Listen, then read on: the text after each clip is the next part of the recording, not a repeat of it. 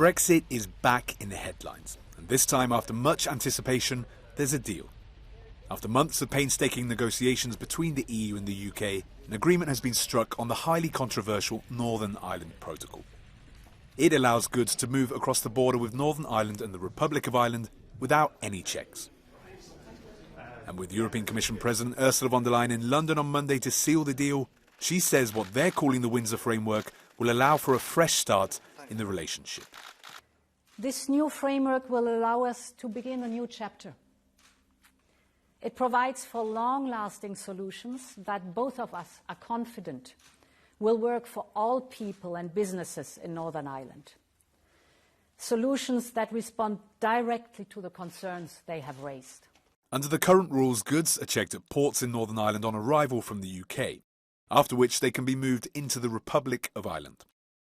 The new proposals, however, would create two different lanes.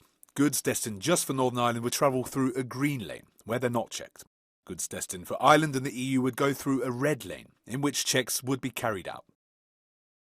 UK Prime Minister Rishi Sunak also announced a new mechanism that will allow the Northern Irish Assembly to veto any changes to rules on EU goods. It's called the Stormont Break. And he believes it will satisfy all parties.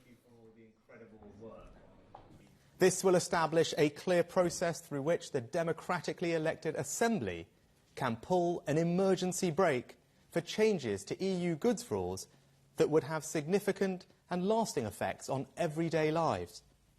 If the brake is pulled, the UK government will have a veto.